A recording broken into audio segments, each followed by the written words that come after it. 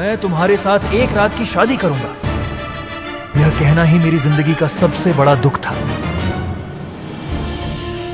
मैं ध्रुव, मैसेडोरिया का एक योद्धा जिसने अपनी सारी शक्तियां खो दी हैं। बंद करो अपनी यह बेहुदा बकवास। लगता है शक्तियों के साथ साथ तुम अपना होश भी खो चुके हो। शक्तियां खोने से पहले मैंने बहुत कुछ हासिल कर लिया था। तुम वो सब खो चुके हो ध्रुव। मैं उसे वापस हासिल कर लूंगा। जुबान संभाल कर ध्रुव, जानते भी हो तुम किससे बात कर रहे हो? अच्छी तरह जानता हूँ। मैं मैसेडोरिया की उस हसीन लारा से बात कर रहा हूँ जो अपनी शक्तियों के घमंड में पूरी तरह डूब चुकी है, जिसे अपने एक लव्य बनने पर बड़ा घमंड है। हाँ, है मुझ में घमंड। आखिर मैंने कम उम्र में तुमसे ज्यादा शक्तियाँ पाली हैं और अब मैं सबसे ज्यादा शक्तिशाली हूँ और तुम बुज़दिल के बुज़दिल ही निकले। उसके शब्दों ने मुझे गुस्सा दिला दिया। मैंने चिल्लाकर कहा, लारा।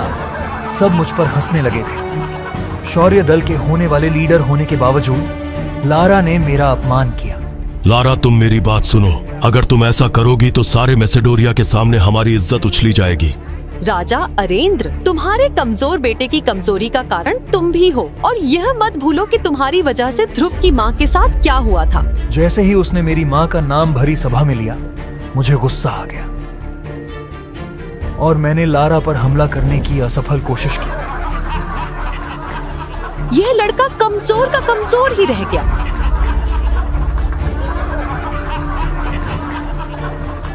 लगता है इसके साथ भी वही होने वाला है जो इसकी माँ के साथ हुआ था। लारा का बार बार मेरी माँ का जिक्र करना मुझे अंदर ही अंदर तोड़ रहा था। मुझे समझ आ चुका था कि लारा से अभी मुकाबला करना उचित नहीं होगा, इसलिए जाते जाते मैंने लारा को चुनौती दी। 3 साल बाद इसी शक्ति स्थान पर मैं तुम्हें हराकर एकलव्य बनूंगा और तुमसे शादी करूंगा।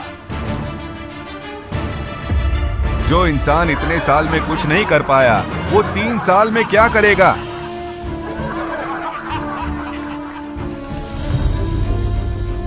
कुछ दिनों बाद जब मैं अकेला अपने कमरे में बैठा हुआ था, तभी बाबा मेरे कमरे में आए। ध्रुव, याद है ना आज शक्ति स्तंभ पर तुम्हें अपनी शक्तियों का परीक्षण करने जाना है? हाँ बाबा, मुझे याद है।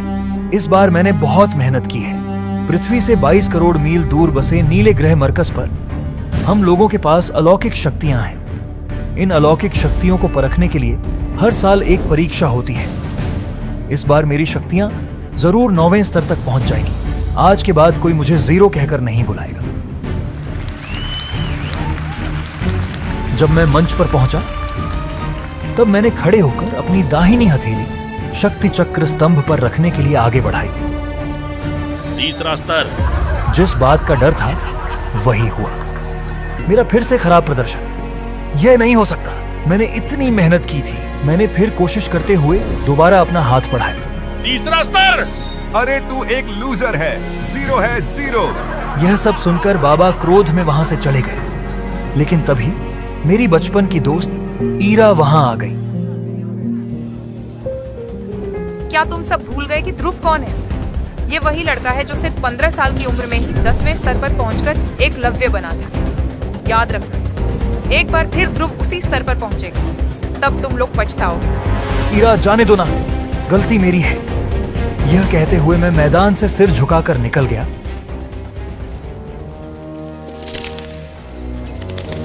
आखिर क्यों मुझे आप अकेले छोड़ के चली गई माँ? आखिर क्यों वह हर चीज मुझसे दूर चली जाती है जिससे मैं सबसे ज्यादा प्यार करता हूँ? माँ, अब मैं इस शरीर को त्याग कर आपकी दुनिया पे चला आऊंगा। चिंता क्यों करते हो ध्रुव? मैं तो हमेशा से तुम्हारे साथ हूँ। कौन है वहां? मुझे इधर उधर ढूंढना बंद करो ध्रुव। मैं तो तुम्हारी अंगूठी में हूँ। इतना सुनते ही मैंने अपने हाथ की अंगूठी की तरफ देखा।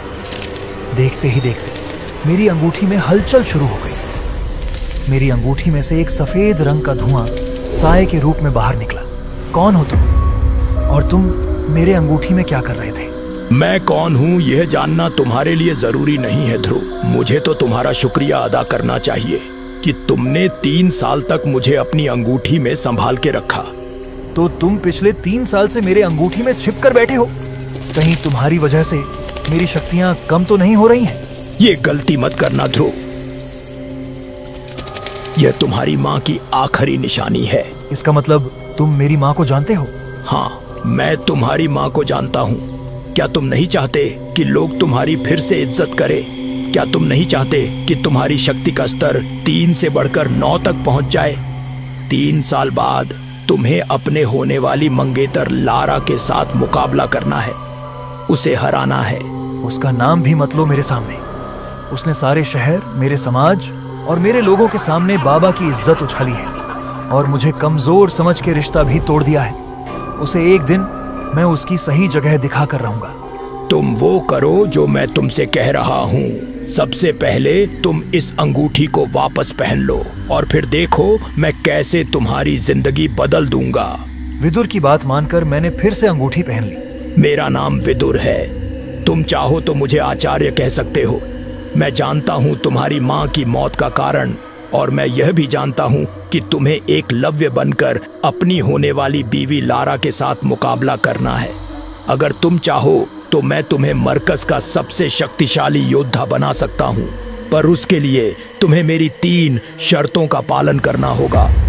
मंजूर है। मेरी पहली शर्त यह है कि तुम्हें मुझे अंगूठी से आजाद करना होगा। मंजूर है। दूसरी शर्त, तुम मुझे करिश्माई शरबत और अमृत धारा की नीलामी में अपने साथ लेकर जाओगे। मुझे मंजूर है। तीसरी शर्त, मेरी तीसरी शर्त सुनने से पहले तुम्हारी माँ का लिखा आखिरी खत पढ़ लो। जैसे ही मैंने अपनी माँ का लिखा खत पढ़ा, मेरे पैरों तले जमीन खिसक गई। तुम्हें अपनी माँ की मौत का बदला लेना होगा और उसके लिए तुम्हें अपनी होने वाली बीवी के साथ शादी की पहली रात। नहीं नहीं नहीं, मैं यह कैसे कर पाऊंगा? वो वक्त आने पर तुम्हें पता चल जाएगा। अभी सबसे पहले मैं तुम्हें बेहद शक्तिशाली दवा बनाकर दूंगा, जिसे अमृत धारा कहते हैं। विदुर ने अपना हाथ हवा में लहराया और कुछ जड़ी बूटियां हवा में प्रकट होकर एक शीशी में समाहित हो गई। ये लो, ये अमृत धारा है। उस शीशी को देखकर मेरे मन में संदेह आया, कहीं यह मुझसे कोई धोखा तो नहीं कर रहा। लेकिन फिर भी मैंने आचार्य की बात सुनकर उस अमृत धारा को पी लिया, लेकिन उसे पीते ही मैं बेहोश हो गया। अगली सुबह जब मैं उठा तो मैंने अपने अंदर एक अलग ही तरह की ऊर्जा महसूस की। मेरा शरीर भी मुझे बदला हुआ सा लगने लगा, ज्यादा ताकतवर दिखने लगा। विदुर मुझे जल्दी से जल्दी एकलव्य बनने के लिए तैयार करना चाहते थे। अगले दिन वे मुझे एक पहाड़ पर लेकर गए। जब हम पहाड़ पर पहुंचे तो विदुर ने मुझे एक जादुई खंबे से बांध दिया। विदुर के हाथों में कांटों से भरा चाबुक था और उस चाबुक से वह लगातार मेरे शरीर पर वार करने लगा। मेरा पूरा शरीर जख्मों से भर गया और कुछ ही समय बाद मैं बेहोश हो गया। थोड़ी देर बाद जब मैं उठा तो विदुर ने मुझे फिर से बोतल में रखी अमृत धारा पिलाई। मुझे महसूस हुआ कि मेरा शरीर अब पहले से ज्यादा शक्तिशाली हो गया था। मैं अपने अंदर काफी ज्यादा ऊर्जा महसूस कर पा रहा था। एक दिन जब मैं अपनी मां की समाधि पर था, अचानक लारा वहां आ गई। तुम कभी नहीं बदल सकते। जीते जी तो अपनी माँ की पल्लू में छुपते थे और अब उनके मरने के बाद भी उनको चैन से रहने नहीं दे रहे। लारा के तानों को सुनकर मैं गुस्से से भर गया। मैंने लारा पर हमला करने के बारे में सोचा। ऐसी गलती मत करो। तुम अभी लारा का सामना करने के लिए तैयार नहीं हो। मुझे पीछे हटते देखकर लारा हंसने लगी और वहां से चली गई। आचार्य, क्यों रोका आपने मुझे? यह गुस्सा करने का वक्त नहीं है ध्रुव। सही वक्त आने पर पहला वार तुम ही करोगे। विदुर ने मेरा अभ्यास जारी रखा। कुछ ही समय में विदुर की मदद से मैंने अपनी शक्तियों को 7वें स्तर तक पहुंचा दिया। मेरा ध्रुव एक सुपर योद्धा है। अंत में मैं परीक्षा के मैदान में पहुंच गया। इस परीक्षा को युवा समारोह के नाम से जाना जाता था।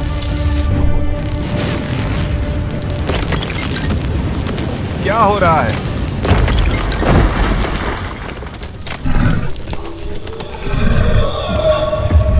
मेरे शरीर से ऊर्जा की लहरें निकलने लगी। लारा ने डरते हुए मेरी तरफ देखा।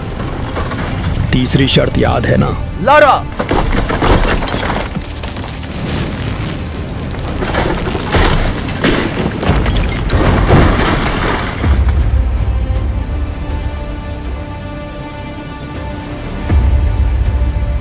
क्या होगा मेरा स्तर? क्या मैं लारा को दी गई चुनौती जीत पाऊंगा? और आखिर क्या थी विदुर की तीसरी शर्त?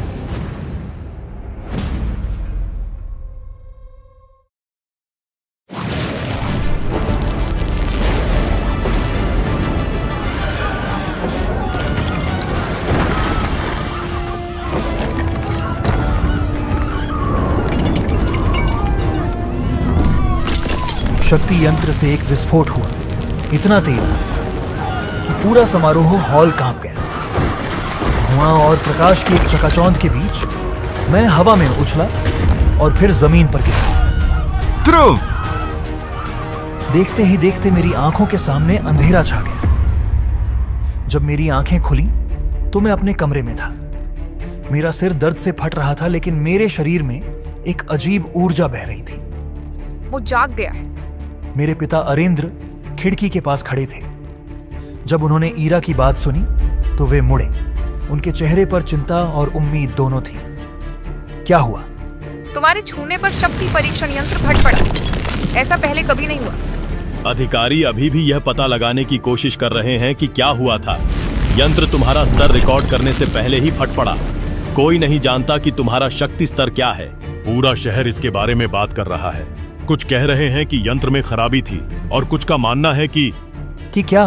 कुछ लोग कह रहे हैं कि तुम्हारे अंदर कुछ अलग है, कुछ ऐसा जिसे यंत्र मापने में असमर्थ था।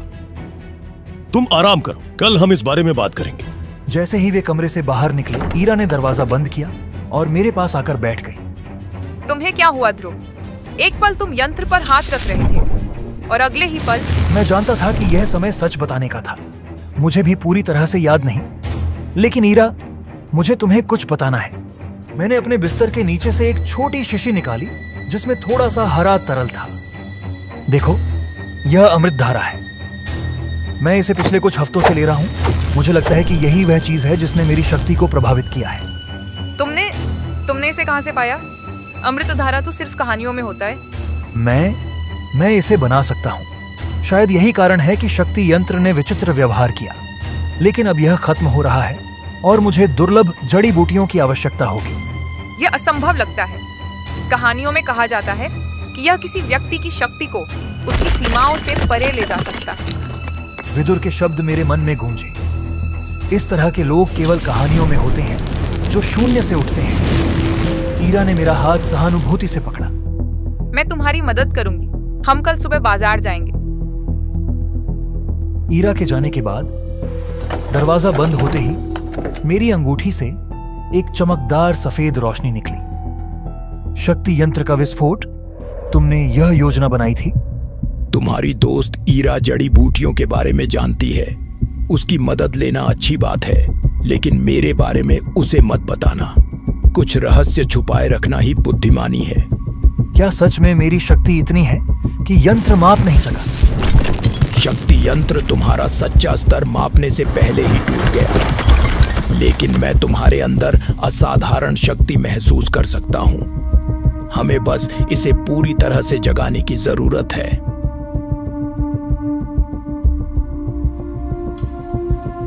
अगली सुबह ईरा मेरे साथ बाजार गई। मेसोडोरिया की भीड़ भरी गलियों में हमारे बारे में बातें हो रही थी। मुझे चोरी छिपे देख रहे थे, कुछ उत्सुकता से, कुछ डर से। ये तो वही है जिसने शक्ति यंत्र को तोड़ दिया। कहते हैं उसकी शक्ति मापने से परे है। मैंने उन्हें अनसुना करके विदुर की दी गई सूची पर ध्यान लगाया। हमें खास जड़ी बूटियों, खनिजों और एक विशेष काले पत्थर की जरूरत थी। ईरा ने एक दुकान पर जड़ी बूटियों की जांच की। क्या तुम इसके बारे में निश्चित हो ध्रुव? ये कुछ सबसे दुर्लभ जड़ी बूटियां हैं और लोग पहले से ही तुम्हारे बारे में बहुत कुछ बोल रहे हैं। मुझे शक्तिशाली होना है ईरा, लेकिन सिर्फ शक्तिशाली होना काफी नहीं है। मुझे अपने दल का सम्मान वापस लाना है। मैं तुम्हारी मदद करूंगी। हम इन सभी चीजों को ढूंढेंगे। जड़ी बूटियां अजीब सुगंध दे रही थीं, कुछ अच्छी, अन्य तेज। काला पत्थर देखने में साधारण था, लेकिन किसी तरह की ऊर्जा से भरा हुआ जिसे मैं महसूस कर सकता था। जब मैं घर पहुंचा, विदुर सामान की अच्छी तरह से जांच करते हुए संतुष्ट लग रहे थे। अच्छा, बहुत अच्छा। अब हम शुरू करते हैं। उन्होंने मुझे गर्म पानी लाने को कहा, फिर उसमें अलग अलग जड़ी बूटियां मिलाईं। पानी धीरे धीरे रंग बदलने लगा और एक चमकदार हरे रंग में बदल गया, जो अंदर से जगमगा रहा था। अमृत धारा, देवताओं का अमृत। अब एक सरल परीक्षण, अपनी हथेली पर आग बुलाओ। विदुर ने मुझसे एक अजीब परीक्षण करने को कहा, जिसके बारे में मुझे पहले कभी पता नहीं था। आग? मैंने कभी... बस ध्यान लगाओ, क्षमता अब तुम्हारे अंदर है। मैंने आंखें बंद कर ली और विदुर के निर्देश अनुसार अपनी हथेली पर ध्यान लगाया। शुरू में कुछ नहीं हुआ, फिर मैंने महसूस किया एक गर्माहट जो जल्दी ही जलन बन गई। जब मैंने अपनी आंखें खोली तो आग की लपटें मेरे हाथ पर नाच रही थी। मेरे अंदर गर्व उमड़ा, लपटें बढ़ी और मेरी बांह पर फैलती गई। दर्द मेरे शरीर में दौड़ गया, मैं दहशत में आ गया था। मैंने उसे काबू करने की कोशिश की, फिर विदुर के दिखाए तरीके से बुझाने का प्रयास किया, लेकिन आग और तेज हो गई। मेरी नजर धुंधली हो गई, मैं अपना होश खोने लगा। आखिरी चीज जो मुझे याद है वह विदुर का चेहरा था, चिंतित नहीं बल्कि संतुष्ट। मैं अपनी खिड़की से आती सूरज की रोशनी के साथ जागा। पिछली रात की यादें धुंधली थीं, आग, दर्द, अंधेरा, लेकिन मेरा शरीर अलग महसूस हो रहा था, मजबूत। मेरे बिस्तर के पास हरे तरल से भरा एक बर्तन था, अमृत धारा। अब तुम समझते हो? अंगूठी से विदुर की आवाज आई। अमृत धारा और सही प्रशिक्षण के साथ तुम असाधारण शक्ति प्राप्त कर सकते हो, वह भी सालों नहीं, हफ्तों में। मैं अपने आप को देखते हुए आईने के पास गया। मेरी मांसपेशियां ज्यादा साफ दिख रही थीं, मेरा कद सीधा था, यहां तक कि मेरी आंखें भी नई शक्ति से चमक रही थीं। काला पत्थर, आपने बताया था कि इसमें एक तकनीक है। शून्य दाब हस्त तकनीक, 1 क्लास 2 तकनीक, हालांकि निचले स्तर की, लेकिन यह भी मैसोडोरिया के ज्यादातर योद्धाओं से बेहतर है। मैं इसे कब सीख सकता हूं? अभी नहीं, तुम्हें पहले अपनी शक्ति को पूरी तरह विकसित करना होगा और उसके लिए हमें असली प्रशिक्षण शुरू करना होगा।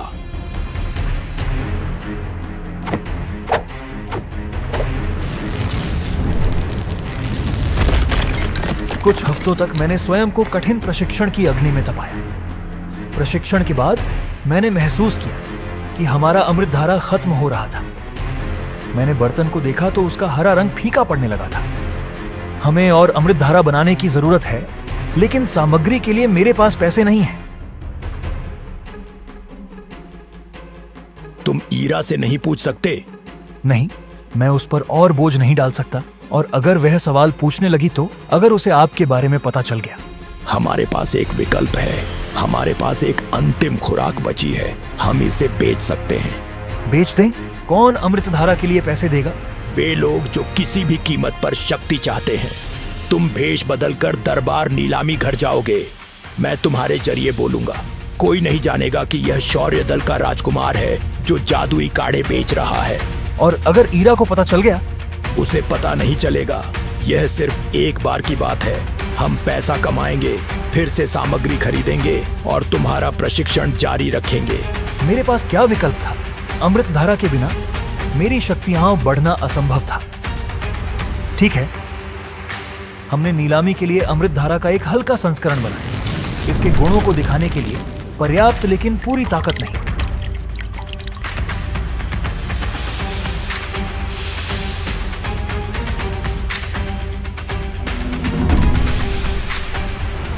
फिर हम दरबार नीलामी घर पहुंचे।